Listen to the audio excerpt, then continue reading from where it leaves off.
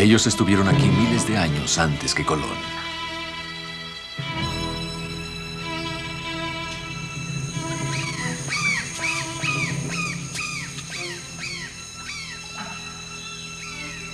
Cuando París era todavía una aldea, ellos ya construían ciudades en la selva.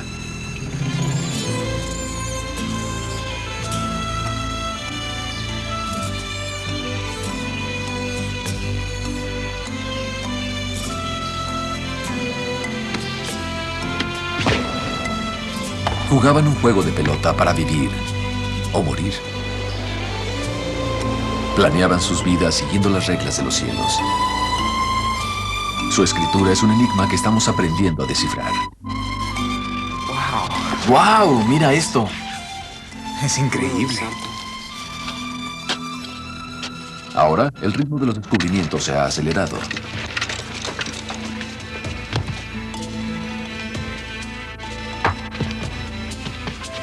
Finalmente estamos descubriendo quiénes fueron. Huesos. Hay muchos huesos.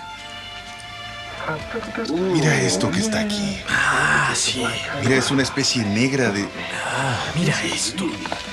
Esto es una increíble obra de arte.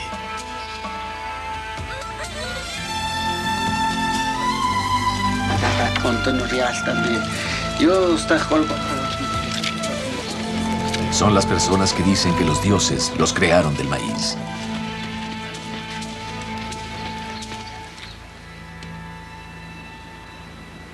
Ellos son los mayas.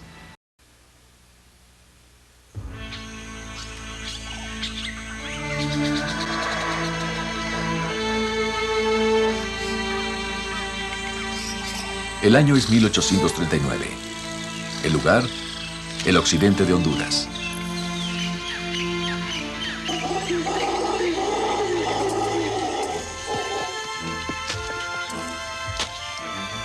Un explorador americano llamado John Lloyd Stephens dirige una expedición que busca una ciudad maya abandonada, llamada Copán. Casi no se sabe nada acerca de los mayas. Stephens está a punto de descubrir más.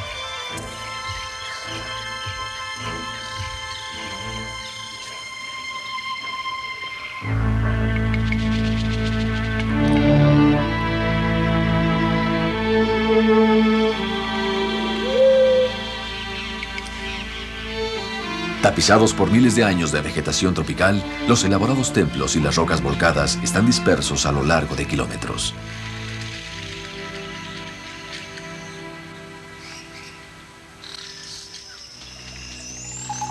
Stephens es sobrecogido por una sensación de misterio. ¿Quién construyó este lugar? ¿Qué pasó aquí? En los días siguientes, Stephens y el artista inglés Frederick Catherwood registran sus impresiones acerca de la ciudad en ruinas. Estaba ante nosotros como un barco despedazado en la mitad del océano. Sus mástiles eran añicos y la tripulación había perecido. Y nadie sabía de dónde había venido, ni qué había causado su destrucción. Todo era misterio, un oscuro e impenetrable misterio. Los siguientes 3 años, Stephens y Catherwood visitaron las ruinas mayas ya conocidas en el norte. En Yucatán, exploraron Uxmal y Chichén Itzá.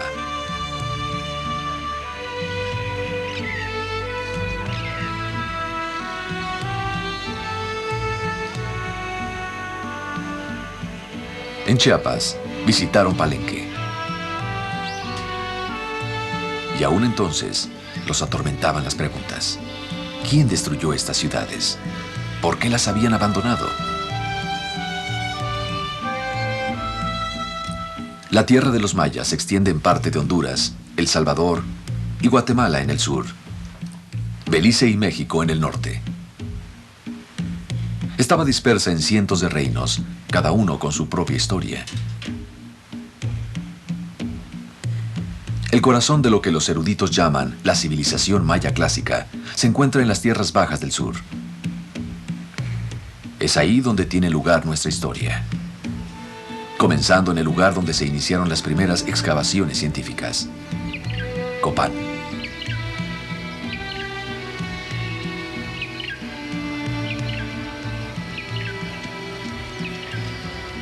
Hoy, esas ruinas parcialmente restauradas aún tienen ese aire de misterio. Bill Fash es el director del proyecto Acrópolis Copán.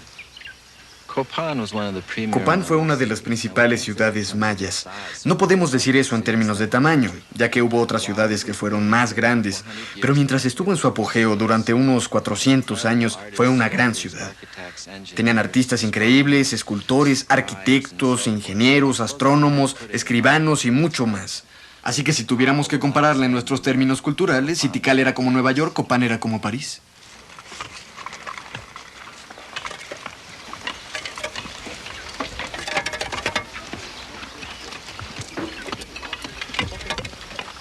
Todos los años en las últimas décadas, un grupo de especialistas mayas y cientos de trabajadores han estado tratando de reconstruir la historia de Copán.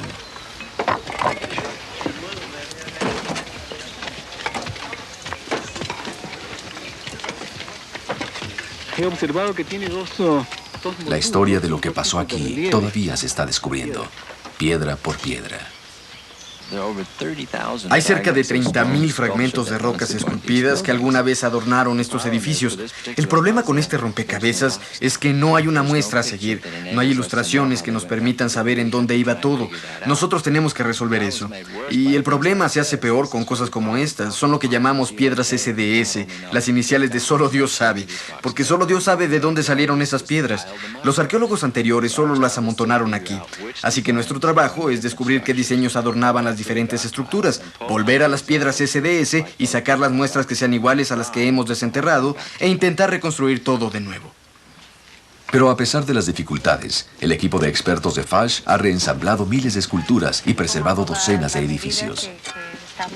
Bueno, es un poco complicada la medida porque el petate no tiene... Cada año, la imagen de lo que fue Copán hace más de miles de años se vuelve más El clara. ángulo más saliente de las que están adentro, como estas dos.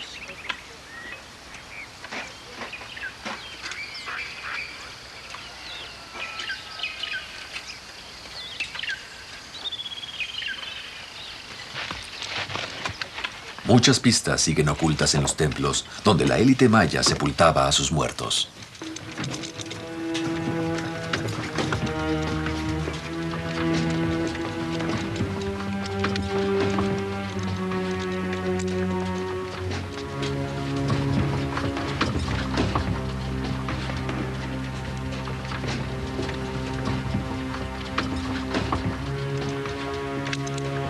Es evidente que a los mayas clásicos no les interesaban los metales, así que no hay oro enterrado aquí. Pero a veces, algo incluso más valioso es desenterrado. Cuidado con el cable. Mira esto. Sí, es una cara. Qué bien, está repintada. Tiene una capa de estuco sobre... En 1992, Robert Scherer descubrió la tumba de un miembro de una familia real. Sepultadas con él, había varias vasijas. Hay un jeroglífico. Lo que hace que estas vasijas sean especialmente significativas son sus diseños pintados y la escritura jeroglífica. Son unas vasijas fantásticas, aunque no sé si podremos entender los jeroglíficos. Hace 40 años, solo podíamos leer algunos jeroglíficos mayas. Hoy podemos leer casi la mitad.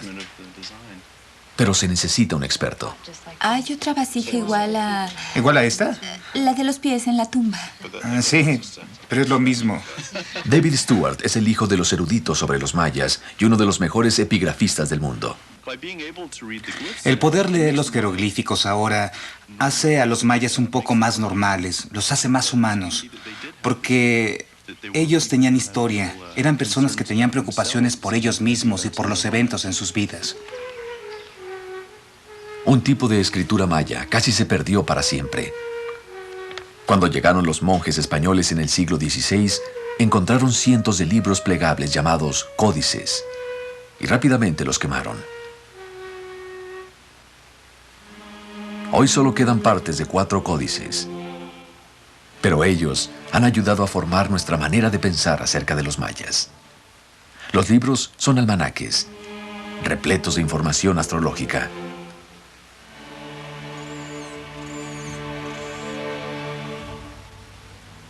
Los hombres y mujeres que escribieron los almanaques eran escribas, muy versados en astronomía. Utilizando unas matemáticas muy sofisticadas, ellos calculaban los movimientos del cielo nocturno miles de años hacia el pasado y miles de años hacia el futuro. Sabían que el universo se movía en ciclos, algunos muy largos, algunos muy pequeños. Incluso predecían eclipses de sol. Al parecer, ellos estuvieron fascinados por la relación entre el tiempo y los eventos en sus propias vidas.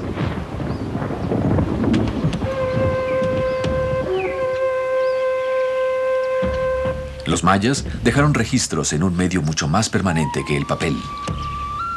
Y estos escritos contienen mucho más que fechas y números.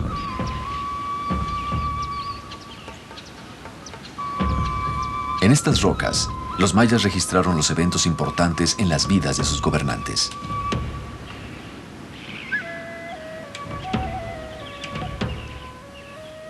Esta es la escalera jeroglífica de Copán, el texto grabado más largo del Nuevo Mundo. Pero los primeros arqueólogos la reensamblaron fuera de orden, así que hoy solo podemos leerla en segmentos.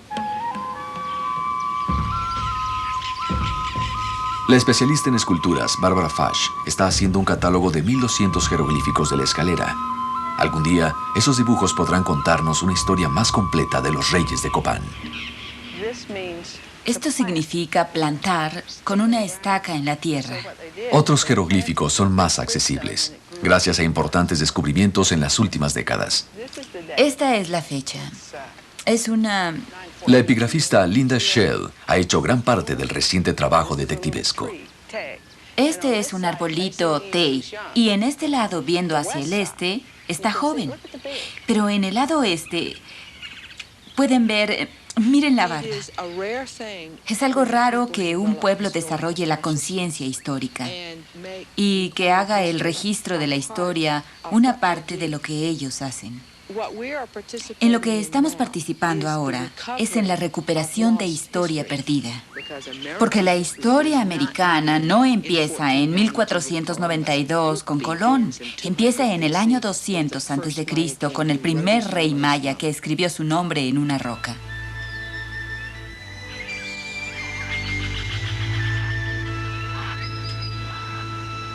Mucho antes de que el primer rey escribiera su nombre en una roca, los mayas estuvieron viviendo en el fértil valle de Copán.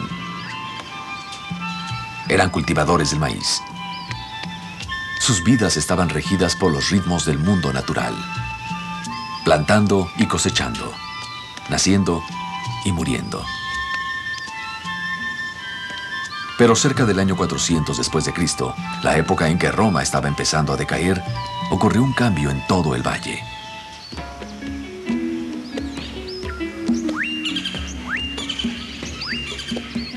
Sobre un ocioso recodo del río Copán, edificios hechos de roca se elevaron sobre el suelo de la jungla. Para los agricultores acostumbrados a la vida en aldeas, la ciudad debe haber sido una revelación.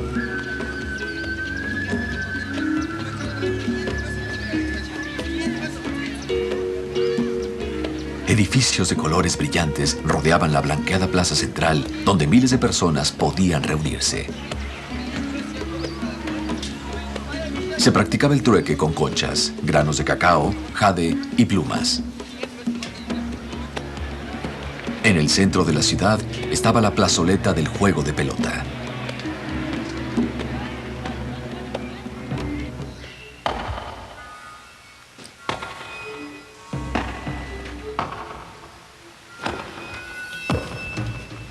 El propósito del juego de pelota parece haber sido el mantener en movimiento la pesada pelota de hule sin usar las manos ni los pies.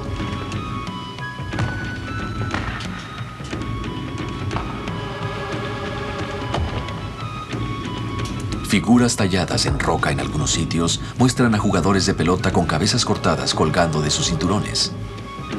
Pero nadie sabe si describen lo que realmente le pasaba a los perdedores o si ilustran algo más simbólico.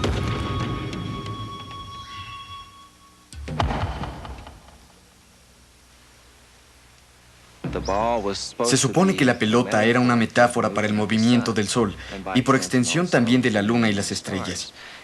Y ellos querían asegurarse de que hubiera una regularidad en ese movimiento. Ellos creían que si jugaban el juego de manera correcta y que se honraban a sus dioses en la manera correcta, ellos asegurarían el ciclo agrícola y permitirían que el sol saliera y que llegaran las lluvias a tiempo y por lo tanto tendrían una buena cosecha.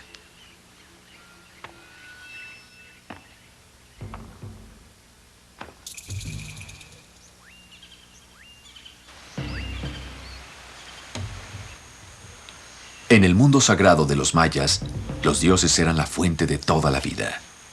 Y solo los reyes tenían el poder de mediar con ellos. Los dioses mantenían al universo físico con el sol y la lluvia. Y esperaban que los humanos los alimentaran a cambio. La fuente suprema de esa alimentación era la sangre. Cuando los mayas querían reconocer el carácter sagrado de un momento o de un evento importante, ofrecían sangre. La sangre era el vehículo que contenía una cualidad que ellos llamaban Shulel, que significa el alma. Era algo que no solo impregnaba los cuerpos humanos, impregnaba los edificios, impregnaba los árboles, el cielo, impregnaba todas las cosas sagradas del mundo. Y cuando daban sangre, lo que hacían era estar activando el Shulel. Era como la fuerza de George Lucas. Imagínense a Obi-Wan Kenobi llamando a la fuerza, o a Luke cuando guiaba su nave en una de las batallas finales. Eso era lo que los mayas ahincan en esos rituales. Estaban tocando lo que ellos consideraban que era la fuerza viviente del universo, y aún está aquí.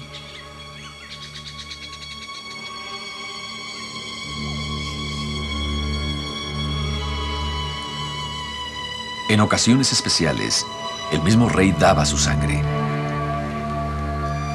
Este era uno de los rituales más sagrados en la vida de los mayas.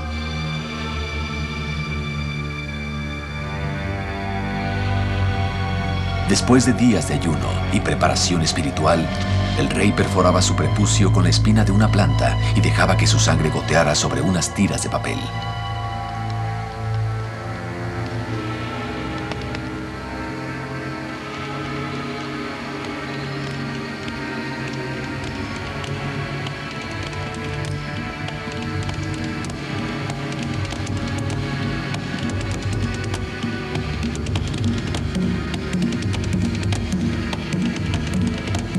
Con este acto de sacrificio, se abría una puerta hacia los dioses.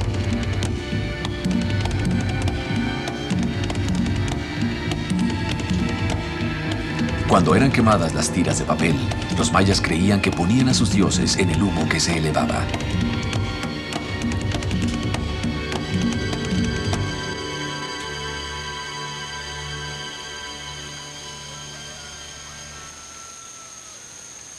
Hoy, los descendientes de los antiguos mayas siguen viviendo casi igual que sus ancestros.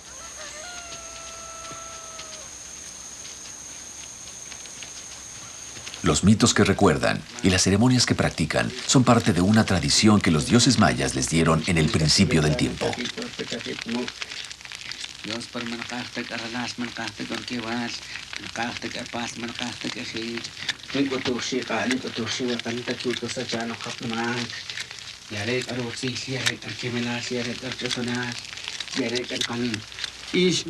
Casimiro Sagajao es un sacerdote maya que bendice los campos en la época de cosecha. Nosotros somos los cachiqueles, somos descendencia de los mayas antiguos, porque esa era nuestra religión muy antigua. Yo lo conocí, quiere decir que yo aprendí desde chiquito, porque siempre trabajaban los sacerdotes mayas con nosotros. Por sueño le cuentan a uno qué es lo que sucede.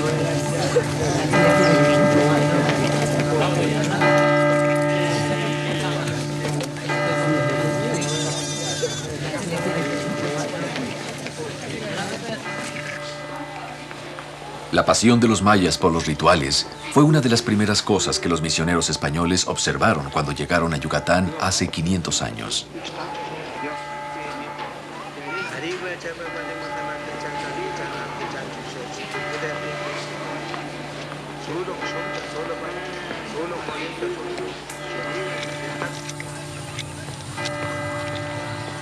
Cuando la Iglesia Católica prohibió las formas tradicionales de adoración, los antiguos ritos se hicieron clandestinos.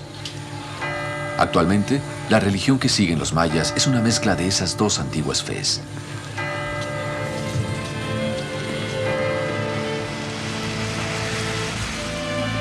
Los mayas se han aferrado tenazmente a muchos aspectos de la antigua cultura. En las sierras de Chiapas y Guatemala, sus trajes únicos no solo los define como mayas, sino que identifica el pueblo en particular en donde viven.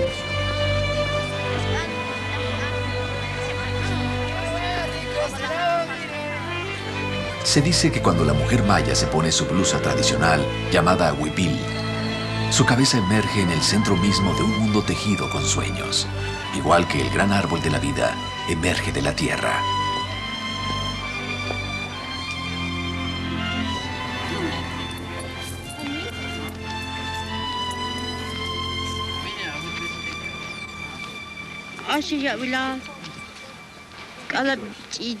Aprendí a tejer cuando era muy pequeña. Veía cómo tejía mi madre y me hice mi propio telar.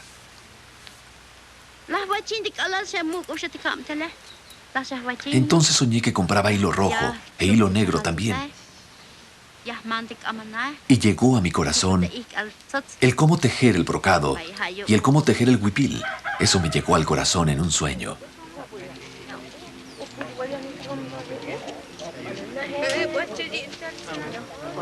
En la Sierra de Chiapas, México, Chip Morris ha trabajado con tejedoras durante 20 años.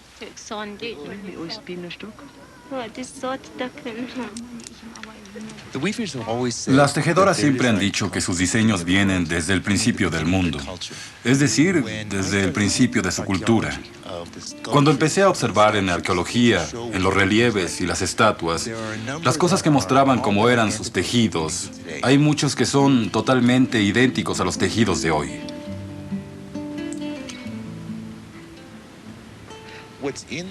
Lo que está en los diseños es un mapa de el mundo maya, pero no la superficie de la tierra, no donde estamos parados ahora, sino el mundo de los sueños. Es el mundo donde están los dioses, donde vive el dios de la lluvia y el ángel, donde está el dios del trueno.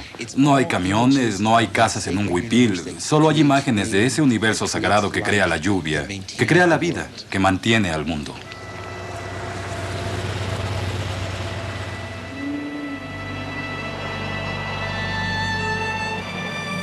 En un mundo donde la línea entre lo profano y lo sagrado es casi imperceptible, todo es más de lo que parece.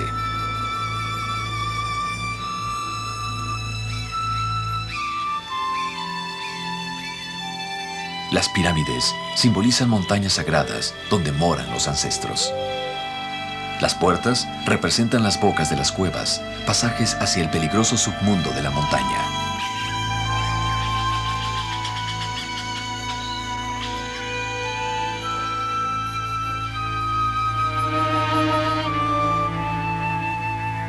Los mayas pensaban que cuando morían se iban a ese submundo.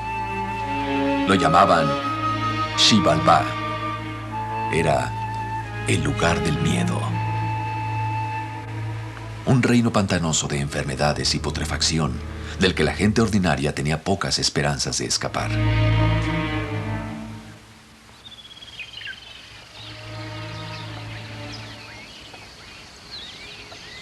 El cómo los mayas trataban a sus muertos se está investigando aquí, en una excavación a 200 kilómetros al norte de Copán. Estas son las ruinas de una ciudad llamada Caracol, que alguna vez fue un próspero centro administrativo. Hoy es muy importante por el gran número de tumbas que se descubrieron aquí.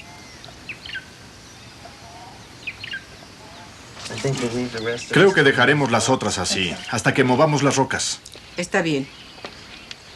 Arlen Chase es un experto en cerámica. Diane Chase es una autoridad en huesos humanos. tratan de entender cómo pensaban los mayas acerca de la muerte. Tendemos a pensar en las cosas en términos occidentales. Los mayas no eran una civilización occidental, ellos no hacían nada a la manera europea. Es muy difícil para nuestra sociedad el entender cómo vivían los mayas, porque nosotros no tenemos a la muerte viviendo con nosotros todos los días. No la ponemos en un cuarto de nuestra casa y la mantenemos ahí, pero los mayas esencialmente hacían eso en sus salas. Está bien. Esto es hermoso, Arlen. Es fantástico. Definitivamente tenemos una tumba real aquí. La gente ordinaria normalmente enterraba a sus muertos bajo el piso de sus casas. Las vasijas son lindas y están en buen estado. La élite era sepultada en tumbas. Este policromo de aquí está en mejor estado en el lado de atrás que en el frente. ¿Qué me dices de los huesos? Los huesos. Hay muchos huesos. Hay al menos 2 individuos cuyas cabezas dan al sur. Están en muy buen estado. Las piernas de alguien están en esta esquina. No son de ninguno de los 2 individuos. No son ni del hombre ni de la posible mujer. Es alguien diferente. No era inusual para los mayas el sepultar a más de un miembro de la familia en el mismo espacio. Quiero pensar que era más bien un mausoleo familiar, donde el abuelo moría y lo colocaban adentro primero. La abuela moría y la ponían adentro también. Pasaban varios años y tal vez el hijo o la hija morían. Tal vez hacían a un lado al abuelo un poquito, a la abuela también, y metían al hijo. Un poco más adelante, algunas personas más de la familia morían y finalmente el mausoleo tenía bastante material en huesos. Este tiene un anillo. Para los arqueólogos, los mausoleos son como cápsulas de tiempo. Los objetos sepultados con los muertos a veces daban fechas y nombres precisos. No puedo ver cuál es el diseño, pero tiene esos huesos adentro. Ellos ayudan a completar la imagen de cómo vivían los antiguos mayas. Creo que en el laboratorio lo sabremos.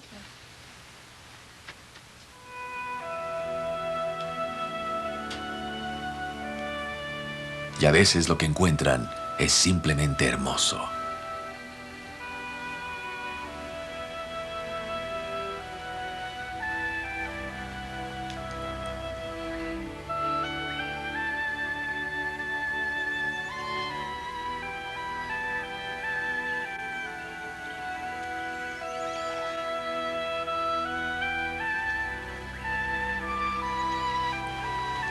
Igual que las tumbas de caracol, los edificios de Copán contienen su parte de historia sepultada. Pero encontrarla ha sido a menudo una empresa muy difícil.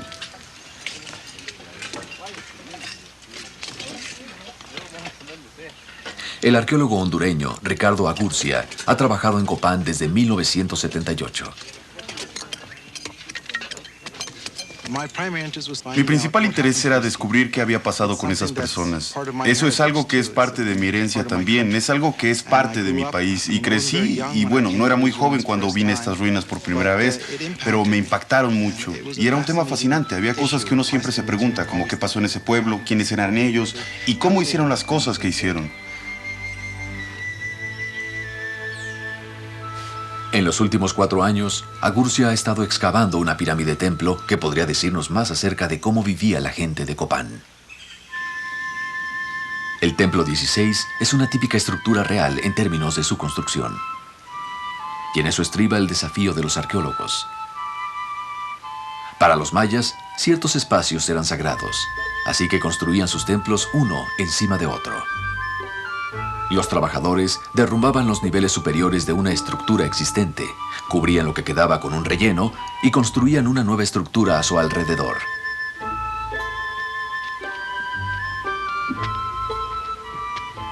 Conforme el equipo de Agurcia retira el relleno, van creando un laberinto de túneles. Trabajar en túneles a veces es muy confuso. Uno trabaja como en 3 dimensiones. Se va arriba, abajo, a los lados y en medio. Y a menudo nos perdemos y no podemos saber qué es lo que estamos viendo. La pared lisa de la izquierda antes era la pared exterior de un templo anterior. Solo siguiendo sus paredes hasta el final, Agurcia puede determinar las dimensiones originales del edificio.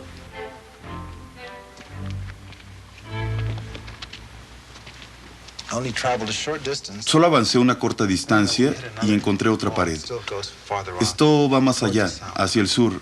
Así que intentamos ir hacia arriba para ver si teníamos la parte baja de una subestructura o la parte alta de ella, y empezamos a subir. Y pueden ver aquí las terrazas subiendo de lo que fue una pirámide muy grande. Ha subido hasta donde hemos llegado, 8 pisos de altura, y cada uno reduciéndose y subiendo más.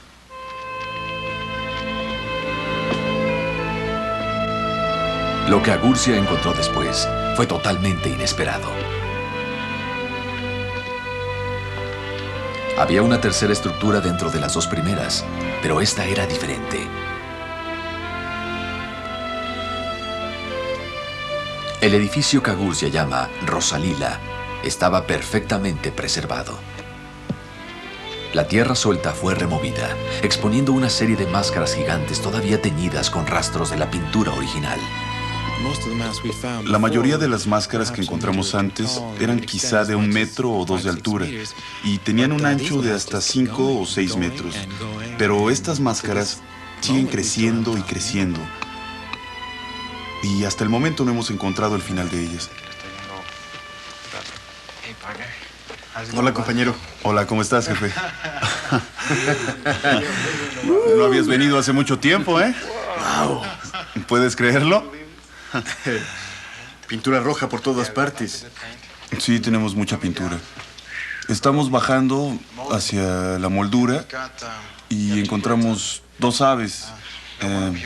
Tenemos una a la izquierda, está viendo hacia el norte, y creo que tenemos otra. ¿Ves? Tiene su pico doblado sobre el ojo, todas las plumas atrás de él. Todas las plumas radiando hacia afuera, y también es más alto que todo lo demás en la Acrópolis. Así es. Así que esto se veía a kilómetros de aquí. Sobresalía a todo. Es fantástico. Adornada con esculturas brillantemente pintadas, Rosalila fue alguna vez el punto más alto de Copán. Enmarcando la puerta central, 2 aves gigantes ven la Puerta del Sol. Arriba de ellas, serpientes ondulantes extienden sus cuerpos hacia el cielo.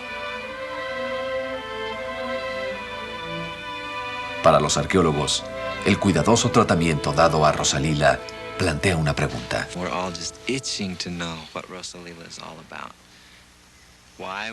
Todos estamos ansiosos por saber qué cosa era Rosalila. ¿Por qué fue dejada ahí durante 150 años y nadie la tocó más que para conservarla? ¿Por qué fue enterrada intacta? No le tocaron nada cuando la sepultaron. Todas las demás fueron hechas pedazos para construir algo más grande y mejor arriba de ellas. ¿Por qué fue momificada y cuándo fue enterrada?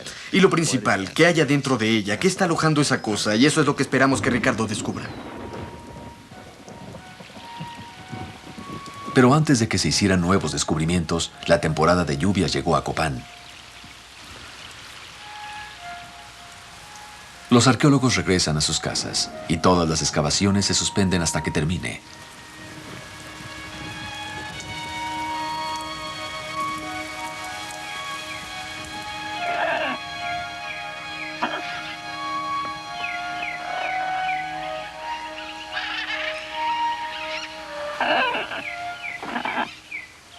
Casi 6 meses después, las lluvias terminan. El cielo se aclara. Por fin, la excavación del Templo 16 puede ser reanudada. Durante otro medio año, los trabajadores continúan retirando la tierra de Rosalila. Y justo antes de que las lluvias regresen, el enigmático templo revela una sorpresa más.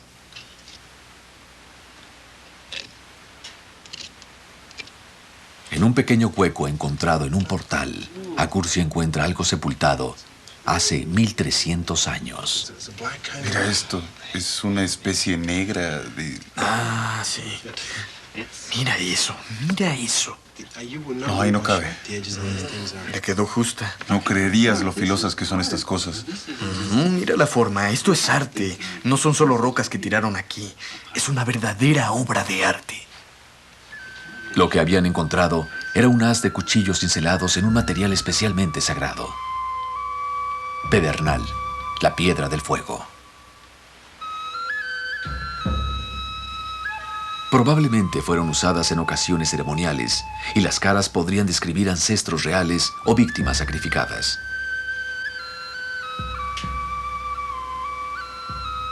Y nadie sabe cuánto tiempo se necesita para crear esos cuchillos delicadamente esculpidos, ya que hoy en día nadie tiene la habilidad para hacer uno.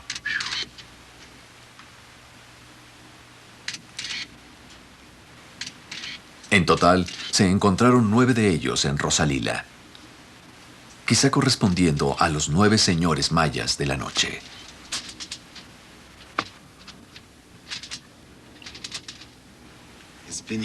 Ha estado aquí durante 1300 años y es increíble. Es una hermosa obra de arte, porque la finura, el trabajo en ella es increíble. Y yo me siento increíblemente privilegiado. Lo que pasa es que uno está concentrado en su trabajo y tratas de no olvidar que hay que tomar fotos, tomar medidas, y a veces uno se olvida de pensar en esto, de pensar en el hecho de que fueron seres humanos los que hicieron esto hace mucho tiempo y que cuando lo hicieron era muy importante para ellos. Estoy conmovido y emocionado. Es una sensación especial que no pasa todos los días.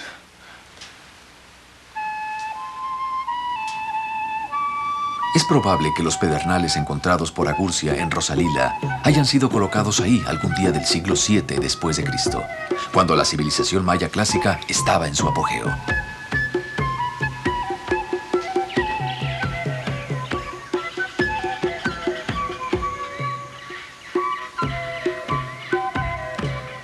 En muchos reinos mayas hubo un auge en la construcción de nuevos edificios. Algunas ciudades estaban incluso conectadas con caminos y el comercio entre ellas era próspero.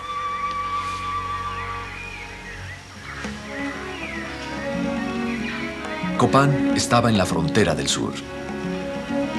Pero en el norte habían sucedido cosas en el mundo maya que finalmente lo haría tambalear.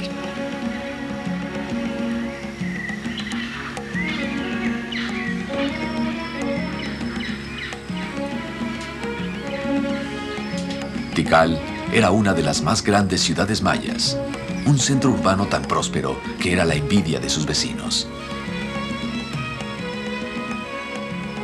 Tal vez era inconcebible para los reyes de Tikal que cualquier otro reino presentara una amenaza. Pero en la primavera de 562, Caracol atacó Tikal y la derrotó. Durante los levantamientos que ocurrieron después en Tikal, los miembros de la familia real huyeron hacia la selva y establecieron su propia ciudad. Hoy, un campamento base de investigación marca ese punto. Lo que una vez fue la gran ciudad de Dos Pilas, ha sido una vez más recobrada por la selva. El esfuerzo por reconstruir una imagen de su dramático ascenso al poder está siendo dirigido por Arthur Demarest. Lo que él ha descubierto está cambiando la manera de pensar acerca de los mayas. Hace 40 o 50 años pensábamos que los mayas eran una sociedad teocrática, amante de la paz, cuyos reyes eran unos sabios que estudiaban los movimientos de los planetas y que vivían en su mundo propio. Ahora sabemos, por unos jeroglíficos descifrados recientemente y por excavaciones como esta, donde encontramos fortificaciones, que los mayas eran pueblos muy violentos, uno de los más belicosos en el Nuevo Mundo, y que constantemente estaban trabados en guerras, batallas de sucesión dinástica y pleitos mundanos.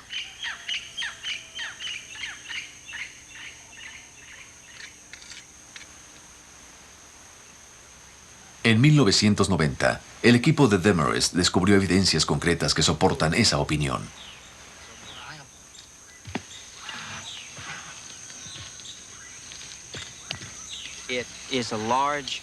Este es un texto jeroglífico perfectamente conservado, y en él se habla de una serie de guerras, batallas y conquistas que involucran a los grandes actores, Tikal y Dos Pilas, peleando entre ellos, y se registran los resultados.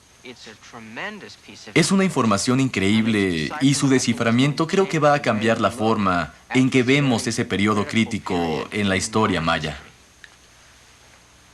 Esto es increíble. Aquí dice que es el subordinado de ese señor, presumiblemente de Calakmul. Es un título increíble. Es increíble. No está mal. Está diciendo que fuimos competitivos con Tikal. ¿Por qué iba a estar subordinado a ese señor? Pues tendríamos que pensarlo, ver si era subordinación o alianza. Los epigrafistas David Stewart y Steve Houston fueron llamados para ver qué tanto podían leer del texto. Sí, claro, sí, entre... Con referencias a Bonampak y Tonina. Y después de eso, X... Y miren, ahí está. Katun. Sí, esto, Arthur, se refiere a una especie de altar y aquí se refiere a una dedicación. Se refiere a la escalera. Y miren, es un escalón. Es un escalón. Sí, es la escalera. Es una pirámide. Muy bien, lo que está diciendo es que este evento de guerra... Entonces aquí tenemos... un nuevo evento involucrado al padre del rey A. Ese cráneo de ahí es el nombre del rey de Tikal. Inicialmente parece que las guerras mayas eran de algún modo ritualizadas. Estaban más dedicadas a fines religiosos. Literalmente, esos señores se vestían con atuendos tontos, disfraces arcaicos, con enormes lanzas paleolíticas, y entonces salían a enfrentarse en algún lugar y se golpeaban unos a otros. Uno de ellos era capturado, hecho prisionero y sacrificado.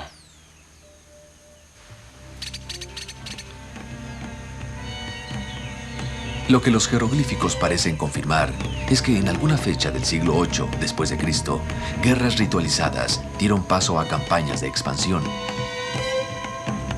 Los reyes de Dos Pilas atacaban pueblos a lo largo del río Pasión y por lo tanto tomaron el control de una importante ruta de comercio. Parece que hubo un cambio en las guerras que condujo a una intensificación y a un cambio de conflictos a conquistas, en las que se absorbían los territorios de otros. Esto parece que de algún modo se salió de control y empezó una carrera armamentista. Atacar centros se volvió aceptable, atacar las bases de población o quemar templos, esa clase de cosas.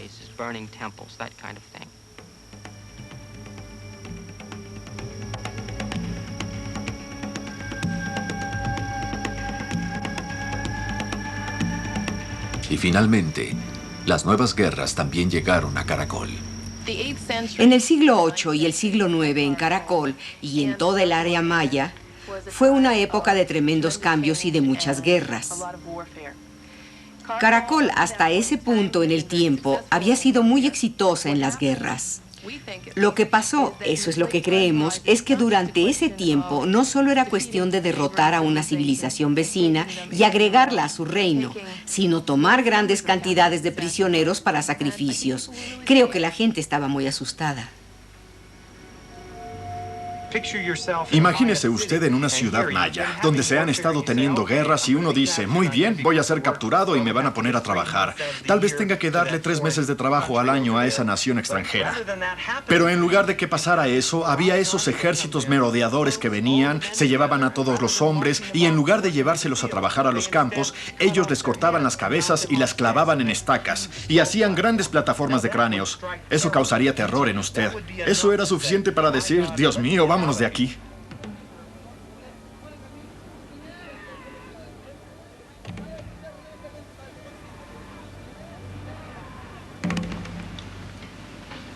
Incluso Dos Pilas finalmente sufrió el terror. Sobre la misma escalera jeroglífica están las ruinas de una empalizada construida a toda prisa. Arqueológicamente, este muro defensivo es una de las cosas más importantes y excitantes que hemos encontrado aquí. Una de las razones por la que esta pared fuera tan ordenada y tan bien hecha es porque fue hecha con bloques bien tallados que fueron arrancados. Eran de las paredes de los palacios. Así que literalmente derribaron el Palacio Real y construyeron esto, pasando por encima de su escalera jeroglífica para crear este desesperado sistema defensivo. Una imagen de la ciudad en sus días finales empezó a emerger. En un intento frenético por mantener fuera a los invasores, los ciudadanos de Dos Pilas erigieron 2 muros defensivos alrededor del centro de la ciudad y se muraron al interior para protegerse.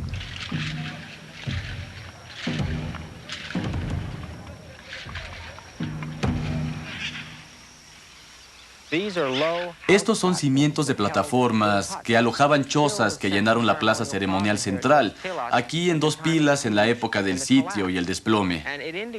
Y esto indica que la desesperación en aquellos momentos finales de este gran reino y que su caída fue tan completa que en ese momento tenían a la población viviendo dentro de la plaza ceremonial, bajo los elevados templos, bajo los monumentos de todos los grandes reyes. Es casi como si se tuviera a la población viviendo en los jardines de la Casa Blanca, aguantando en el final de la caída de la civilización americana. Eso sucedió aquí, en ese momento del tiempo.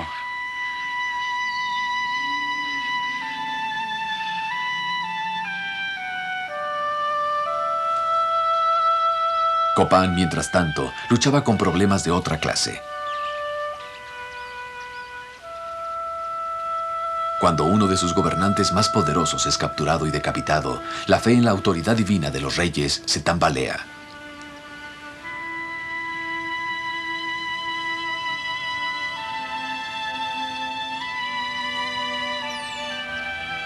Al mismo tiempo, la población en el valle de Copán continúa creciendo.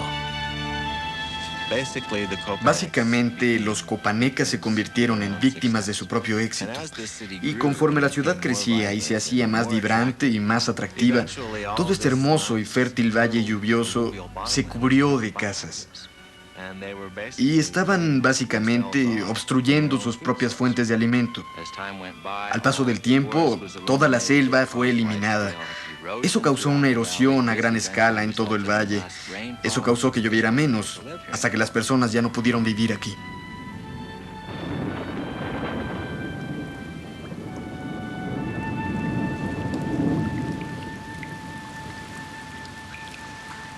Eso fue a mediados del siglo VIII.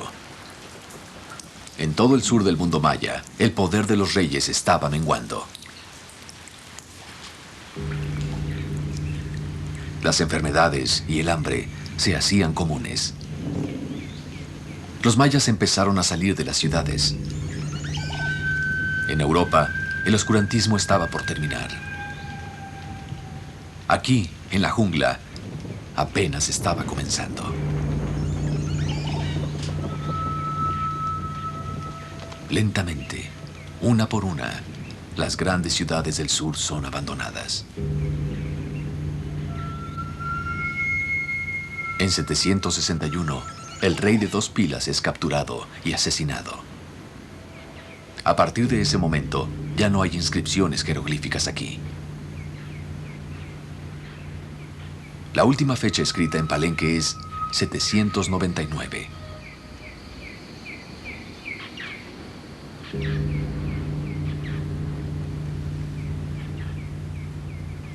Veinte años después, Copán enmudece.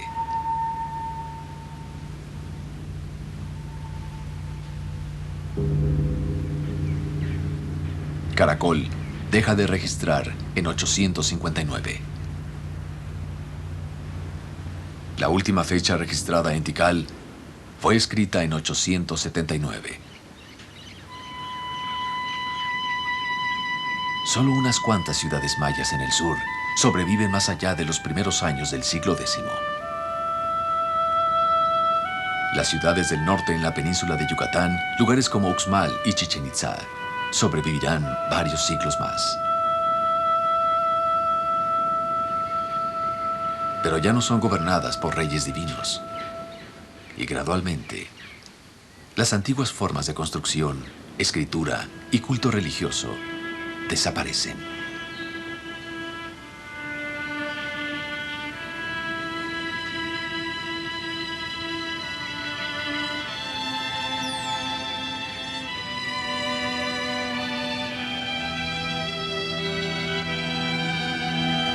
La civilización maya clásica llega a su fin.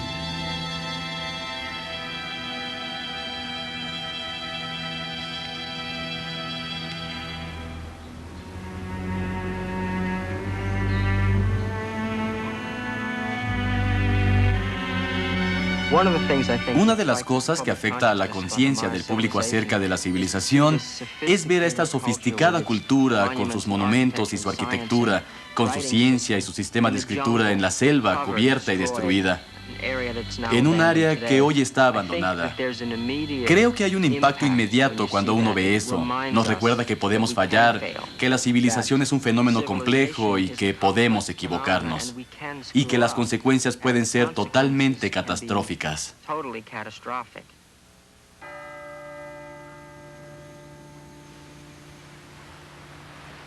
Sin embargo, aunque la civilización maya clásica pudo haber desaparecido, el pueblo maya sigue aquí. Durante 3000 años, ellos han sobrevivido a las ambiciones de sus reyes y a la de los conquistadores extranjeros. Y una vez más, están sufriendo agresiones.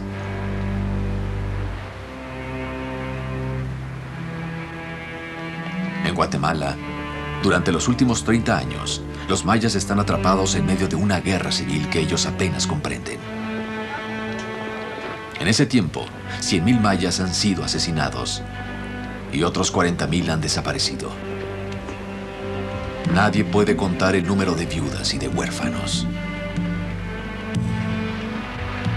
Y a pesar de todo, siguen resistiendo. Continúan tejiendo sus huipiles y sembrando su maíz.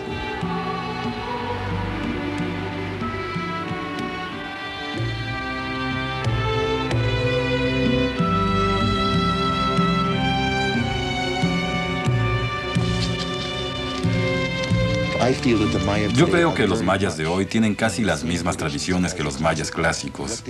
Lo que han perdido es esa gran envoltura, esa capa de nobleza, y se la quitaron ellos mismos. Básicamente le dijeron a sus reyes, se acabó. Aquí ya no tienen trabajo, y continuaron viviendo sus vidas. No me gusta cuando la gente habla del derrumbe de los mayas, porque nunca se derrumbaron. Evolucionaron, pasaron por muy malas épocas, buenas épocas, tiempos difíciles, pero aún están con nosotros. Siguen manteniendo sus costumbres, siguen manteniendo la forma de organizar sus sociedades, y es emocionante ver cuánto del antiguo estilo de vida maya está todavía vivo.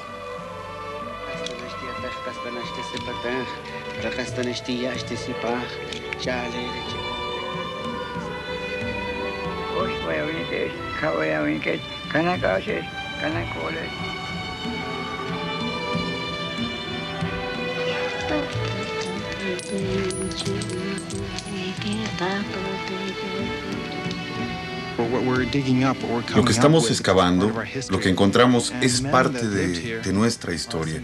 Los hombres que vivieron aquí son algunos de los hombres más grandes que hemos tenido.